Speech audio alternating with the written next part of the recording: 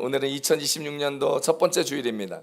그래서 오늘 설교 후에 2026년도 첫 번째 성찬 예식도 함께 있습니다. 2026년은 우리 마리아 순복음교회 가운데 매우 중요한 해입니다. 우리 교회가 이곳 스페인 마드리드의 바로 이 장소에서 개척된 지 30년이 지났고, 횟수로는 31년째, 만으로는 30년째 해를 향하여 나아가고 있는 한 해입니다. 그래서 올 11월까지가 우리 교회 창립 30주년이 되는 시간입니다. 그래서 하나님께서 지난 30년 동안 우리 교회를 이끌어 오셨다면, 이제는 앞으로 30년을 하나님께서, 우리 교회가 하나님께 이끌려 가야 함을 다짐하고 소망하는 한 해가 되는 것이죠. 우리 교회 2026년도 비전표입니다. 아직 현수막이 한국에서 도착하지 않아서 PPT 보시고 함께 읽어보겠습니다. 앞을 보시고 함께 따라하면 좋겠습니다. 자, 비전이 뭐냐면 다음 세대와 열방을 향해 믿음으로 나아가는 교회. 네, 첫 번째입니다. 우리 함께 읽을게요. 다음 세대를 제자로 세우자. 두 번째, 삶의 자리에서 열방을 섬기자. 세 번째, 보내는 교회로 다시 서자. 아멘. 여러분, 30주년인 2026년도 올 한 해 다음 세대와 열방을 향해 믿음으로 나아가는 교회라는 표를 가지고 여러분, 하나님께서 하실 놀라운 일들에 우리가 증인되는 삶을 살아가야 된다는 것이죠. 우리 교회가 다음 세대와 열방을 향하여 믿음으로 나아가는 2026년이 되기 위해서 다음 세대를 제자로 세우고 삶의 자리에서 열방을 섬기며 나아가며 보내는 교회로 다시 서가는 마리아 순복음교회가 될 수 있기를 우리 주 예수님의 이름으로 축복합니다.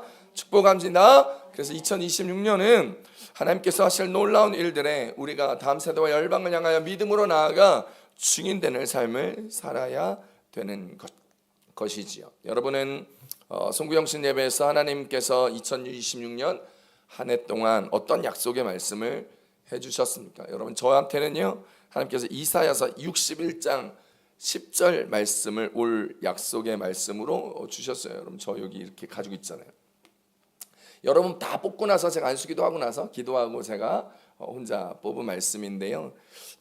여러분 함께 제 말씀을 함께 읽어볼게요. 시작. 내가 여호와로 말미암아 크게 기뻐하며 내 영혼이 나의 하나님으로 말미암아 즐거워하리니 이는 그가 구원의 옷을 내게 입히시며 공의의 겉옷을 내게 더하심이 신랑이 사모를 쓰며 신부가 자기 보석으로 단장함 같게 하셨습니다. 아멘.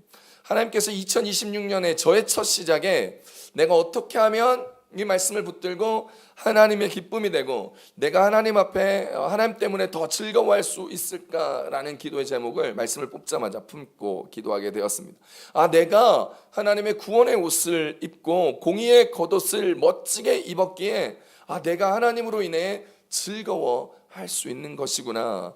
그것이 마치 내가 공의의 겉옷을 입고 구원의 옷을 입는 것이 마치 오늘 10절에 나와 있는 것처럼 신랑과 신부가 신랑 신부의 모습이 되기 위하여 아름답고 멋지게 옷을 입고 보석으로 단정하게 꾸미는 것 같이 그렇게 행함으로 그 시간이 즐거움이고 그 시간이 소망이고 그 시간이 은혜라는 것. 그래서 그 시간 때문에 내가 하나님과 함께함이 즐거움이며 기쁨이구나라는 것을 깨닫게 되는 것이죠. 그러므로 저는 목회자로서 하나님의 구원의 공의와 복음을 위하여 우리 마리아 순복음교회와 여러분들과 성도들과 함께 우리 비전 방향성인 다음 세대와 열방을 향하여 믿음으로 계속하여 걸어갈 것입니다. 어떤 어려움이 있더라도 어떤 부딪힘이 있더라도 좀 더딜지라도 여러 가지 환경의 제약들이 있을지라도 오늘 이 말씀 붙들고 구원의 기쁨을 위하여 공의의 즐거움을 위하여 오늘 우리 교회가 저와 함께 달려나갈 수 있게 되기를 우리 주 예수님의 이름으로 축복합니다. 축복합니다. 오늘 우리는요 히브리서 11장 8절로 10절까지 말씀을 가지고 믿음의 조상 아브라함의 길을 따라 다음 세대와 열방을 향해 믿음으로 나아가는 교회가 무엇인지라는 제목을 가지고 말씀 앞에 서려고 합니다. 여러분, 다음 세대라는 말은 교회의 미래를 말할 때 자주 등장하지만 성경은 다음 세대를 단지 미래의 인력이나 언젠가 교회를 이어받아 교회 주축이 될 사람들이라고만 다루지 않습니다. 성경은 다음 세대는 지금 이 순간에도 하나님 나라의 부르심을 받은 언약의 백성이며, 여러분, 그 교회는 그들을 보호의 대상인만으로 두고 그들을 잘 키우고 어떻게 좀 해보고 하는 것이 아니라 믿음의 여정을 향하여 함께 동역하고 그 여정을 함께 시작하는 공동체여야 된다라는 것입니다. 또한 이 열방이라는 말은 교회가 선교적인 비전과 방향성을 제시하고 이야기할 때 자주 사용하지만, 열방을 향한다는 것은 단순히 국경을 넘고 단기 선교를 가고 선교적 이벤트나 단기 프로젝트만을 의미하는 단어가 아니라는 것이죠. 성경은 열방을 향한 길이 결국은 하나님의 약속을 따라 믿음으로 나아가는 순종의 여정이라는 것을 우리 가운데 말해주고 보여주고 있습니다. 그래서 히브리서는 흔들리는 성도들한테 끝까지 믿음으로 견뎌라 라고 권면하는 성경의 이야기입니다. 그 핵심장이 바로 오늘 우리가 읽었던 히브리서 11장, 믿음의 장이라 별명 붙여진 그 장이라는 거죠.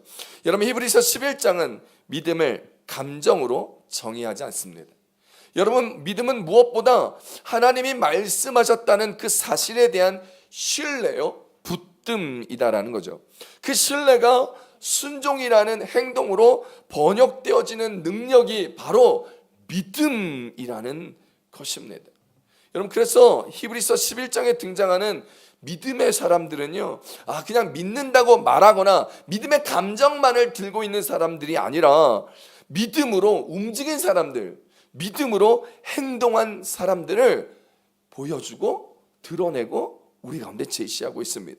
이런 믿음의 행동을 한 사람들처럼, 믿음으로 움직인 사람들처럼 너희들도 믿음으로 행동하고 움직여 고난과 환난을 견뎌내라 라는 히브리서 기자의 이야기이며 하나님의 말씀이다라는 것이죠. 오늘 본문에서 아브라함은 살아있는 믿음의 삶의 걸음을, 그 믿음의 움직임을 우리 가운데 보여주고 있습니다. 그는 갈 바를 알지 못하고 나아갔다, 성경은 말합니다. 그는 약속의 땅에 도착해서 정착하지 않았습니다. 집을 짓지 않았습니다. 대단히 멋지게 이제 여기서 내가 평생을 은퇴하고 마무리해야 되겠다라고 하지 않았습니다. 성경은 뭐라고 단어로 얘기하고 있냐면 거류하였다라는 것입니다. 안주하고 정착하지 아니하고 잠시 멈춤의 상태를 거류라고 말합니다. 즉 눈에 보이는 안정감을 붙들고 정착하며 살아내지 않았다라는 것입니다. 그러면 아브라함은 무엇을 바라보았습니까? 하나님이 계획하시고 지으실 터가 있는 성을 바라보았다라고 성경은 우리 가운데 이야기하죠. 아브라함은요, 지금 우리가 있는 곳에 아브라함의 시선은 지금 내가 딱 있는 약속의 땅, 젖과 꿀이 흐르는 땅, 모든 조건이 완벽하게 세팅된 땅, 내가 돈을 지불하고 집을 산 그 땅에서, 지금의 땅에서만 고정되어 있지 아니하고 하나님의 계획에 놓여 있었기 때문에 그는 하나님의 계획을 바라보며 믿음으로 움직이며 그는 자신의 다음 세대인 이삭과 야곱을 데리고 장막을 지어 그 땅 가운데 거하고 거류할 수 있었고, 낯선 땅이었음에도 불구하고, 이방 땅이었음에도 불구하고, 아무런 이웃도 없는 정말 독야청청한 홀로 그와 같이 지내는 그 땅이었음에도 불구하고 그는 믿음의 길을 이어갈 수 있었던 것입니다. 자, 그렇다면 2026년도 올 한 해 우리 교회 공동체 그리고 저와 여러분들에게 주시는 하나님의 말씀은 이 안에서 어떤 은혜로 우리 가운데 말씀하고 계실까요? 첫 번째입니다. 부르심에 믿음으로 순종하며 나아가야 된다는 것입니다. 따라합시다. 부르심에 믿음으로 순종하며 나아가야 합니다. 히브리서 11장 8절 다 같이 한번 읽어볼까요? 시작. 믿음으로 아브라함은 부르심을 받았을 때 순종하여 장래 유업으로 받을 땅에 나아갈새 갈 바를 알지 못하고 나아갔다. 갔으며. 아멘. 우리는 흔히 아브라함을 믿음의 조상이라고 부릅니다. 믿음을 가지고 갈 바를 알지 못하였지만 순종함으로 그 길을 갔다고 말하며 정말 대단한 믿음을 가진 사람이다 라고 생각하고 칭송하고 그 믿음의 삶을 따라가려 애쓰고 있는 것이죠. 그래서 흔히 우리는 믿음장인 히브리서 11장 첫째 절인 1절을 보면서 우리의 믿음을 점검합니다. 한번 읽어볼까요? 11장 1절 시작. 믿음은 바라는 것들의 실상이요 보이지 않는 것들의 증거니. 아멘. 히브리서 11장 1절은 매우 유명하지만 동시에 많은 사람들이 오해하기도 하는 구절입니다. 많은 경우 이 구절을 심리적인 확정이나 안심함, 마음의 안정감으로 이해합니다. 그래서 믿음을 가지면 불안에 떨지 아니하고 초조해하지 아니하고 그 믿음을 가지고 살아갈 수 있다라는 그것으로 이해하기 쉽습니다. 그러나 원문은요, 문맥에서 히브리서 기자는 믿음을 감정 상태로 정의하지 않습니다. 안정감을 가지는 믿음이라고 이야기하지 않습니다. 오히려 믿음은 보이지 않는 미래의 상태를 현재 삶으로 끌어당기는 능력이라고 말하고 있습니다. 그리고 11장 1절에서 계속해서 말하고 있는 것은 바라는 것들의 실상이라는 표현으로 이야기하면서 뭐라고 얘기하고 있냐면 아직 손에 잡히지 않았지만 실제로 존재하는 것, 그 실제로 존재하는 그 은혜, 그 실제로 보이지 않고 존재함을 통하여 하나님의 약속이 믿음을 통해 현재의 삶에서 실제적으로 작동한다라는 뜻입니다.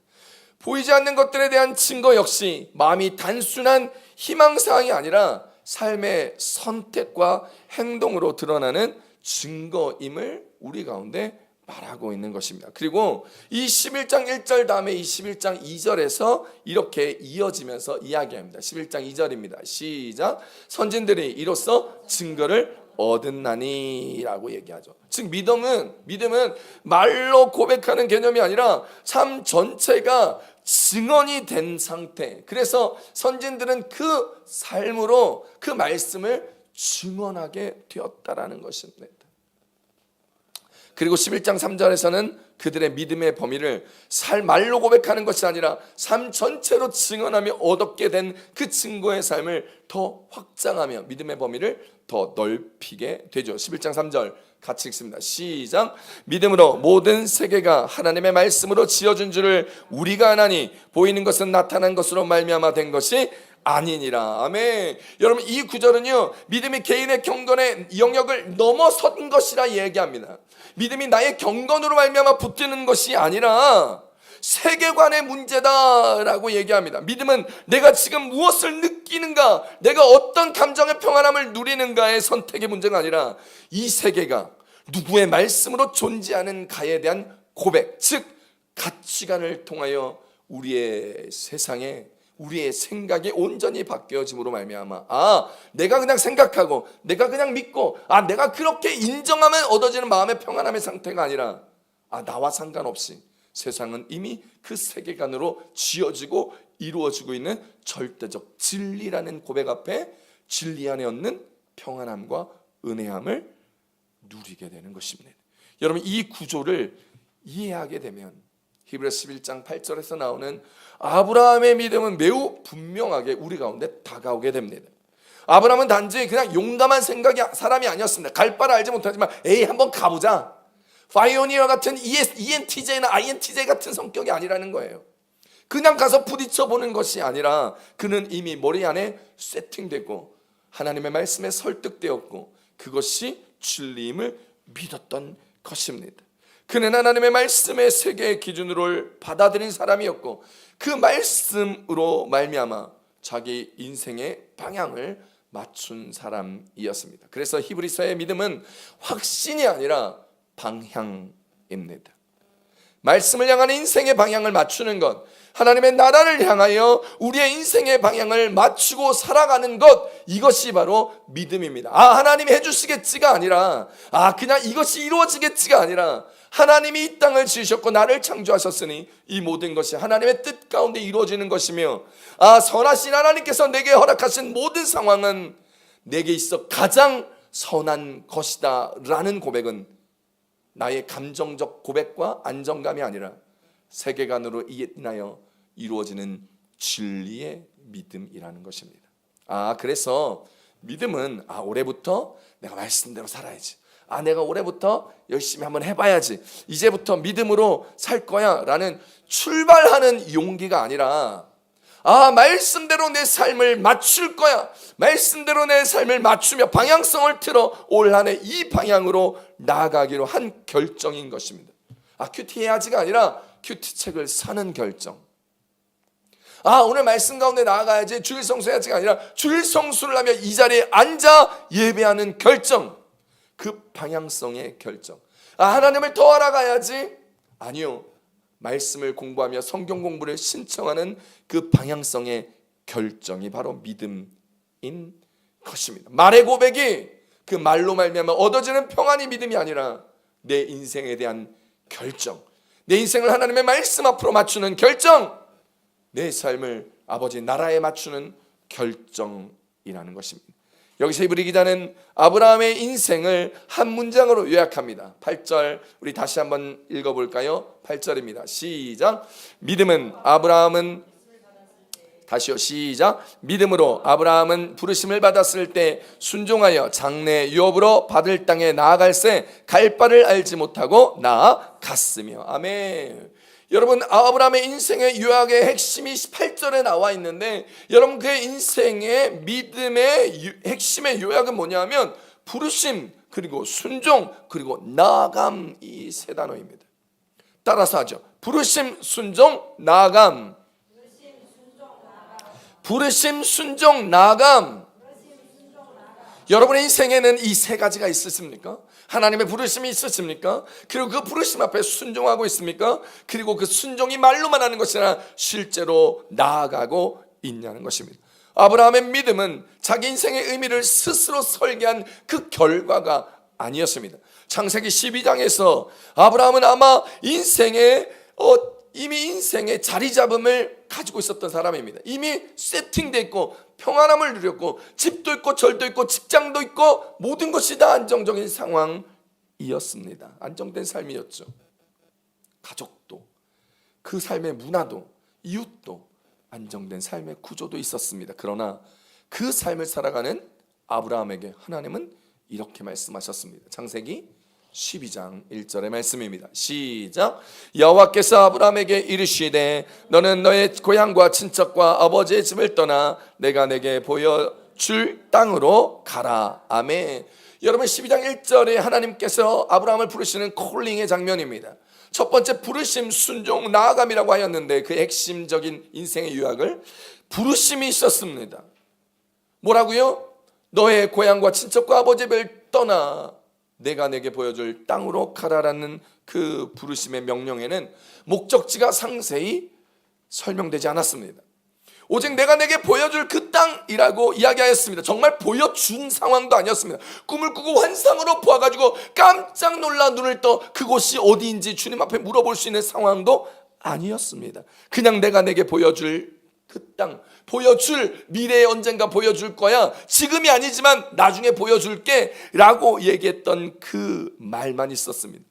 히브리서 기자는 이것을 갈 바를 알지 못하고라는 표현을 써서 해석하고 있는 오늘 본문입니다. 여기서 중요한 점은 아브라함이 정말 무책임하게 그냥 가족들 식구들 다 때리고 무책임한 마음으로 떠났다는 것이 아닙니다. 그는 알지 못함을 가슴에 안고 불안하고 걱정되고 고민이 되었음에도 불구하고 그 불안, 걱정, 근심, 초조보다 내 생각의 확신보다 나를 움직일 수 있는 그 인생의 확정적인 그 어떤 것보다 하나님의 말씀을 더 신뢰했기 때문에 그는 갈 바를 알지 못한 채에서 내가 내게 보여줄, 언젠가 보여줄 그 땅을 향하여 그는 떠났습니다. 더 신뢰. 라는 단어가 생각이 나더라고요. 하나님의 약속을 더 신뢰한 아브라함. 이것이 바로 다음 세대와 열방을 향한 우리 교회의 핵심 태도여야 합니다. 더 신뢰.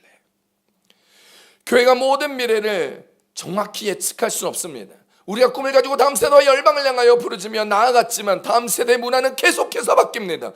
열방의 상황은 더 복잡해집니다. 여러분, 2026년 새롭게 될 때 경제도 발전하고 우리나라도 더 좋아지며 더 안정적일 거라고 생각했습니다. 우크라이나와 러시아의 전쟁은 끝날 것 같은 상황이었습니다. 그런데 갑자기 새벽부터 미국이 베네수엘라를 침공하여 대통령을 억지로 끌어내리며 불안정한 국제 정세가 지속될 수밖에 없었습니다. 여러분, 아마 월요일쯤 돼서부터는 국제 정세가 흔들리겠죠. 유가가 폭등할지도 모릅니다. 주식시장이 폭락할지도 모르고 그 어떤 상황으로 우리의 상황이 변화될지 모릅니다. 여전히 우리는 불확실한 미래 가운데 살아가고 있는 것입니다. 이때 우리 교회 다음 세대를 생각하고 열방을 향하여 달려나간다고 하면서 여러분, 사실 유로화가 폭등하면서 우리가 유학생들, 특별히 한국에서 돈을 받아 쓰는 사람들, 한국 카드를 사용하는 사람들의 삶이 대단히 어려워질 것입니다. 여전히 지난 한 해 2025년도 어려웠지만 또 어려워질 수 있습니다. 그래서 교회가 무언가를 하기에 좀 역부족일 수도 있을지도 모릅니다. 우리 교회 다음 세대 아이들이 그렇게 많지 않음에도 불구하고 환경이 매우 좋은 편도 아닙니다. 열방을 향하여 생각하는 우리의 모든 생각들이 다 똑같지 않습니다. 선교하는 것, 선교헌금하는 것, 건축해서 새성전 들어가는 것, 거래서 건축헌금을 하는 것, 생각들이 다 다릅니다. 그래서 어떤 행동을 여러분들은 하고 있습니까? 그 상황에서 오늘 우리는 분명하게 더 신뢰라는 아브라함의 믿음을 본받아 나가야 합니다. 다른 어떤 것보다 불안한 국제정세, 우리가 생각하는 모든 교회의 방향성과 모양, 그 어떤 나의 생각이 아니라 더 신뢰할 수 있는 하나님의 약속의 말씀을 붙잡고 가는 우리 교회가 되기를 우리 주 예수님의 이름으로 축복합니다. 축복합니다. 작년 청년부 헌신예배 때 12월 첫째 주 청년부 헌신예배 때 청년들이요, 헌신예배를 위해서 몇 달 전부터 같이 기획하고 고민하고 회의하면서 여러분, 그들이 우리 교회 청년부의 정체성은 인터내셔널 청년부다 라고 이야기하면서 여러분, 그들 스스로가 그들의 정체성을 가지고 선포하고 그들의 사역들을 새롭게 시작하였습니다. 한국에서 유학원 친구들, 어학연 수생들, 그리고 이곳에서 사고 나는 1.5세 2세들, 그리고 아예 외국인 청년들과 함께 어울려 함께 새로워지는 인터내셔널 청년부, 그리고 그들이 그 사역을 시작할 때 이것이 바로 믿음의 방향성인 다음 세대와 열방이 함께 녹아져 있는 그들의 모습입니다. 다음 세대가 스스로 열방을 향한 믿음의 방향성을 찾은 대표적인 사례입니다. 우리 교회가 많은 것을 알지 못하고 다음 세대와 열방을 향하여 무엇을 해야 할지 보이지 않는 상황도 있고 못 볼 수도 있습니다. 하나님의 말씀에, 그러나 그 하나님의 말씀에 우리의 공동체의 비전 방향성을 맞추고 하나님의 말씀에 삶의 방향을 함께 맞춰 나간다면 불확실성은 순종하는데 장애가 되지 않을 것입니다. 히브리서 11장은 여러 번 이것을 반복해서 강조합니다. 믿음은 항상 불확실한 환경 속에서 등장합니다. 그래서 믿음은 안전을 보장해 주지 않지만 우리 가운데 방향성을 보장하여 줍니다. 그래서 믿음은 우리가 평안하고 잘 먹고 잘 사는 것이 아니라 어렵고 힘들고 고난과 환난을 겪을 때도 분명한 방향성을 향하여 하나님의 나라를 향하여 달려나가는 교회, 하나님의 자녀된 백성의 온전한 가치관으로 살아낼 수 있는 인생의 방향성을 우리의 길에 빛이 되고 우리의 발에 등불이 되어 우리를 알려주는 것입니다. 사랑하는 성도 여러분, 우리 교회가 다음 세대와 열방을 향하여 나아간다면 그것은 여러분의 삶도, 우리 재직들의 삶도, 우리 주일학교 어린아이들의 이르기까지의 모든 성도들의 삶도 믿음으로 순종하여 나아가야 한다는 뜻입니다. 믿음은 확실한 지도를 들고 가는 것이 아니라 부르심을 붙들고 가는 것임을 꼭 기억하십시오. 그래서 우리 교회가 하나님의 부르심 앞에 나아간다면 우리 모든 재직들과 성도들은 어린아이들의 이르기까지 그 부르심 앞에 순종하고 달려나가야 합니다. 우리는 종종 확실하면 하겠다, 돈이 좀 모이면 세상전에 이전하겠다, 하나님께서 좀 다른 사람 통해서 공급하시면 코스타 가겠다, 단기 선교 가겠다라고 이야기합니다. 그러나 성경의 믿음은 무언가 확실해졌기 때문에, 뭔가 쌓인 나한테 떨어졌기 때문이 아니라 하나님이 부르셨기 때문에 한다라는 것입니다. 여기서 중요한 것은 부르심의 주체가 하나님이라는 사실입니다. 아브라함의 믿음은 자기 결단이나 자기 개척의 신화나 스토리가 아닙니다. 하나님이 말씀하셨고 하나님이 부르셨기에 아브라함은 그 부르심 앞에, 말씀 앞에 순종으로 응답한 것입니다. 갈 바를 알지 못하고라는 표현은 믿음의 낭만이 아니라 믿음의 멋진 드라마틱한 순간을 꿈꾸는 감정적인 표현이 아니라 믿음의 현실입니다. 믿음은 무모함이 아닙니다. 그러나 믿음은 내가 모든 변수를 통제할 수 있다라는 착각을 버리게 만드는 것입니다. 하나님이 우리를 부르실 때 우리는 종종 하나님 어디로 갈까요? 어떤 걸 선택할까요? 얼마나 걸릴까요? 성공하나요? 위험 요소는요? 라고 묻습니다. 물론 지혜롭게 묻고 기도하고 준비하는 것 자체가 죄는 아닙니다. 하지만 믿음의 핵심은 질문이 그 모든 요소를 없애서 질문을 없애는 것이 믿음이 아니라 질문이 여전히 남아 있음에도 불구하고 우리가 순종하는 것을 멈추지 않는 것, 그것이 바로 믿음이라는 것입니다. 이것을 꼭 기억하십시오. 인생에 많은 질문과 의아함이 있고 불안과 초조함이 있을지라도 여전히 순종을 멈추지 않는 것이 바로 우리의 믿음입니다. 다음 세대를 세우는 우리 교회도 마찬가지입니다. 열방을 향하여 달려나가는 우리 교회도 마찬가지입니다. 늘 불확실성 속에서 당장의 열매가 보이지 않습니다. 주일학교 애들의 믿음이 자라 언제 교회 기둥이 됩니까? 청년들이 취직을 해 언제 교회 최종적인 보탬이 될 수 있습니까? 지금 눈앞에 열매가 보이지 않을 수 있습니다. 언어와 문화가 달라 소통이 쉽지 않을 수 있습니다.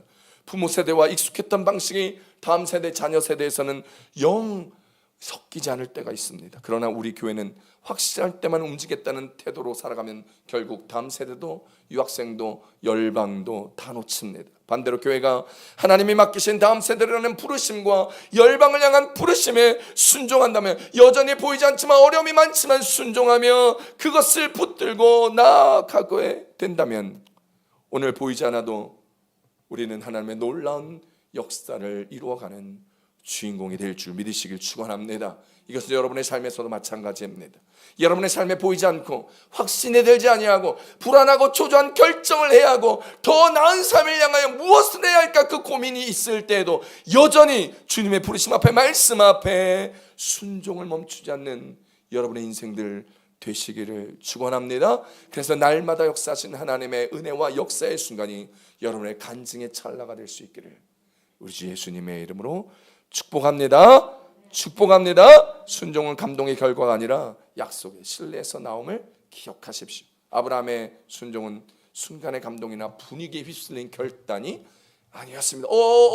하나님이 나를 하나님 갈게요라는 감정적인 결단이 아니었어요. 히브리서 11장은 아브라함이 장차 기업으로 받을 땅을 향하여 나아갔다 말합니다.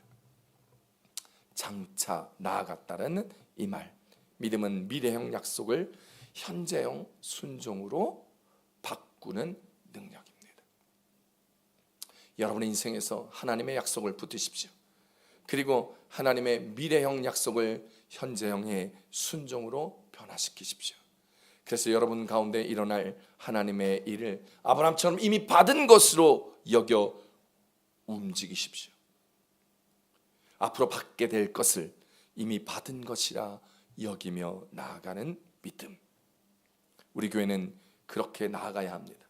사역의 근거를 현재 성과가 아닌 몇 명이 출석하고 어떤 분위기가 있고 사람들이 찬양의 말씀의 은혜를 받았냐 안 받았냐가 아니라 그걸로만 우리가 생각하고 결정하고 그것을 따라 낙심하고 포기하게 된다면 하나님의 약속의 기준은 무용지물입니다. 우리의 말씀의 씨앗, 믿음의 씨앗으로 하나님 앞에 설 수가 없습니다. 성경은 이렇게 얘기합니다. 시편 37편 5절입니다. 시작. 내 길을 여호와께 맡기라. 그를 의지하면 그가 이루시고. 아멘. 다음 세대 사역, 열방 사역은요, 세상적 생각과 같이 나의 이해를 붙들면 망합니다. 일반적인 생각을 의지하면 어렵습니다. 그러나 하나님의 부르심을 생각하고 하나님의 역사를 신뢰한다면 나의 이해의 한계가 순종의 한계를 만들어내지 않습니다. 그 순종은 나의 이해 한계를 뛰어넘어 아버지의 아버지 되심을, 주의 주권과 역사를 바라보게 될 것입니다. 그때 우리 교회는 다음 세대를 단지 어떤 사역의 도구로, 열심히 봉사하는 세대로 인정하는 것이 아니라 함께 믿음의 여정을 나아가는 동역자로, 하나님 앞에 열방과 믿음으로 다음 세대와 함께 걸어갈 수 있는 교회의 중심 사역자로 살아낼 수 있습니다.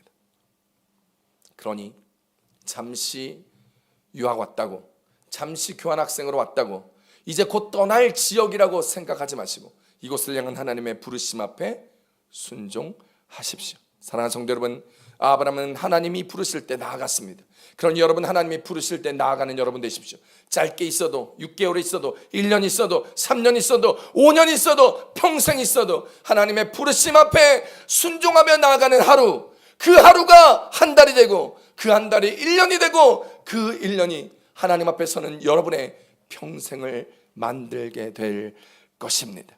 그러므로 다음 세대와 열방을 향해 믿음으로 나아가는 교회는 다음 세대를 신앙의 소비자로 만드는 것이 아니라 믿음의 실천자로 세우는 교회입니다.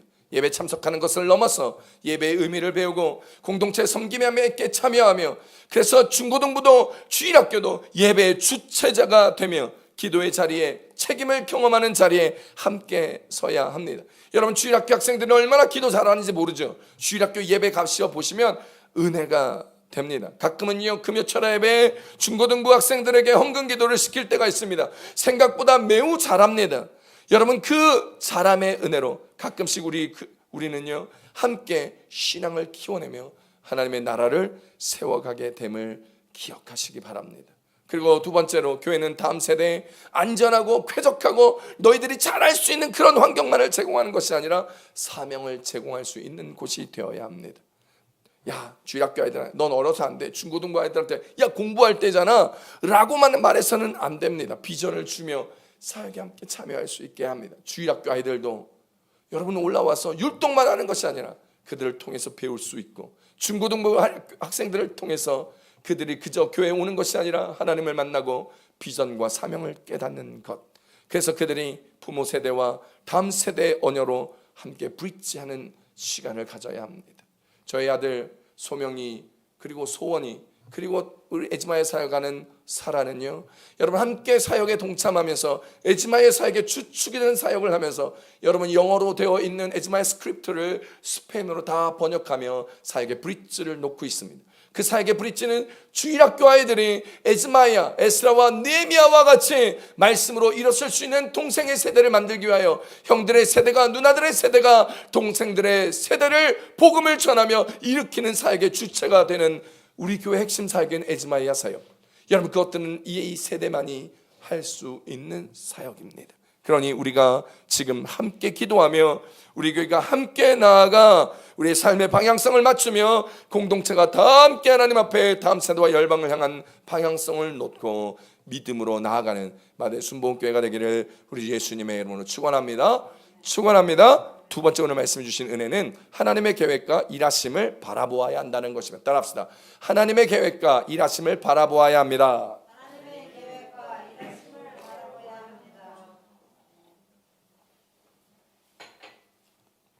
히브리서 11장 9절로 10절까지 말씀 함께 읽어봅니다. 시작. 믿음으로 그가 이방의 땅에 있는 것 같이 약속의 땅에 거류하여 동일한 약속을 유업으로 함께 받은 이삭 및 야곱과 더불어 장막에 거하였으니. 아멘.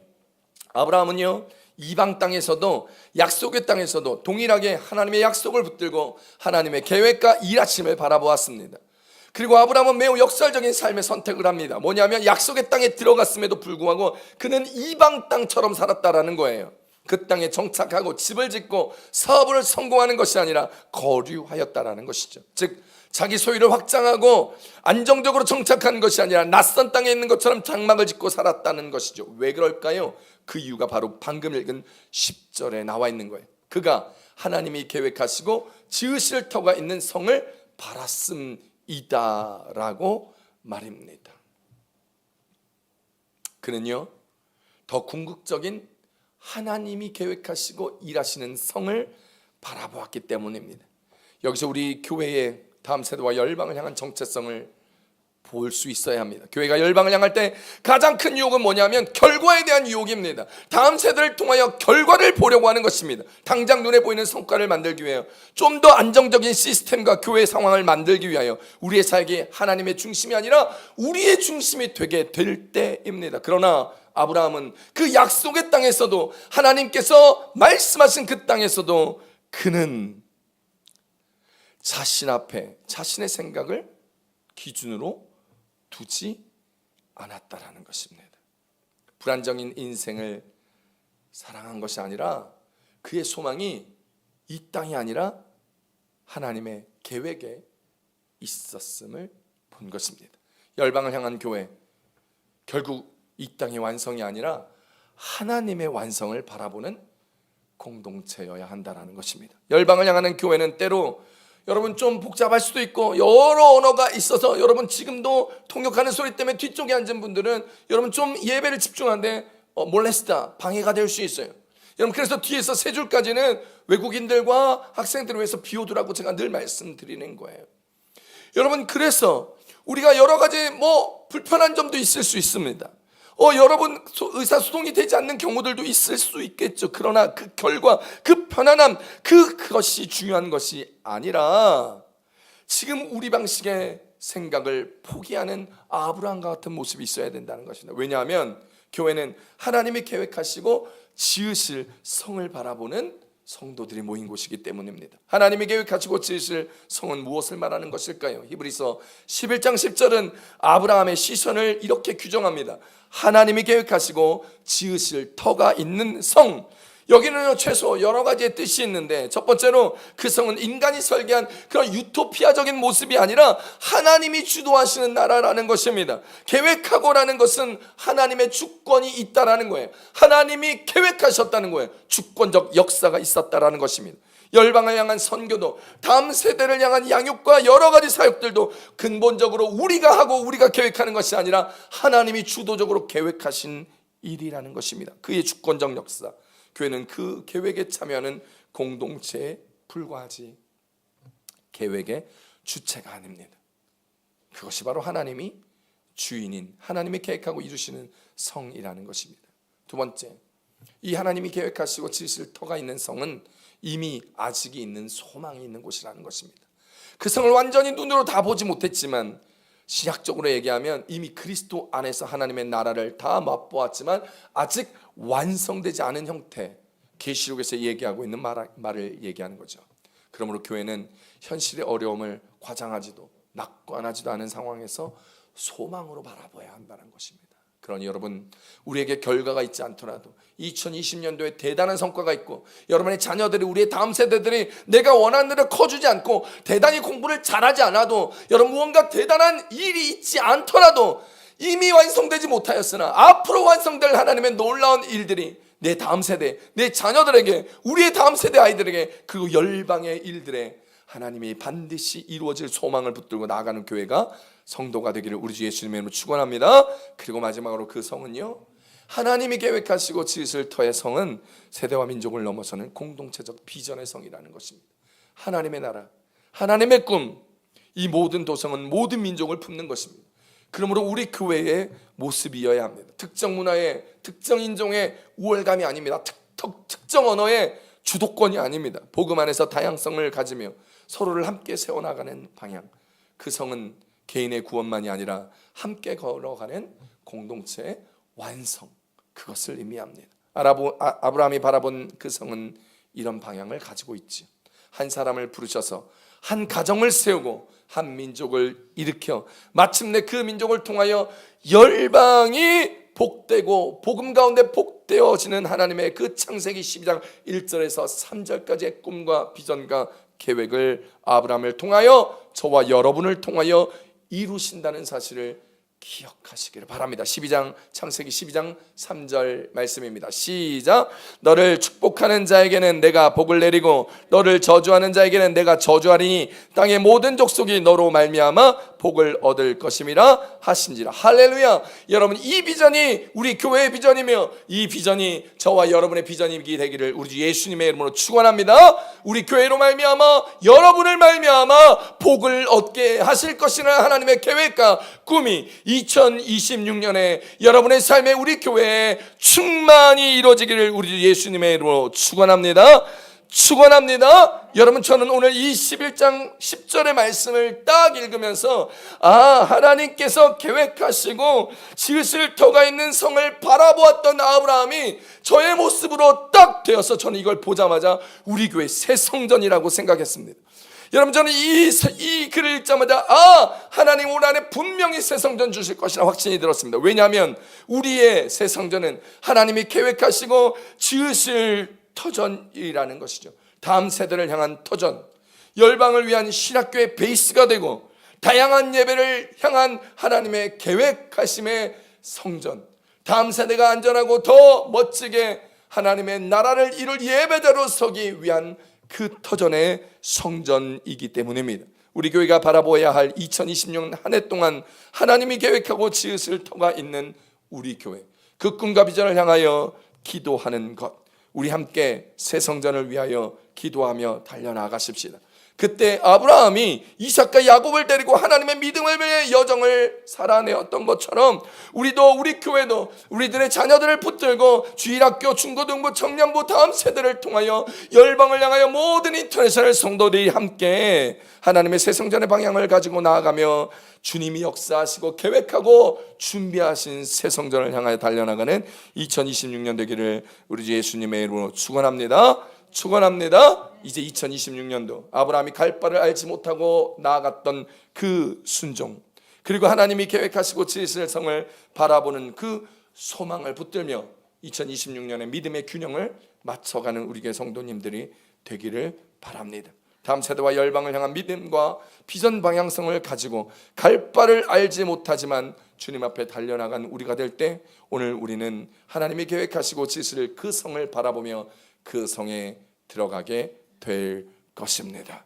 그 놀라운 일의 주인공이 저와 여러분, 우리 교회가 되기를 바라며 2026년에 은혜와 축복의 시간으로 주님 앞에 나아갈 수 있는 우리 교회가 되기를 우리 주 예수님의 이름으로 축원합니다. 축원합니다. 아멘. 우리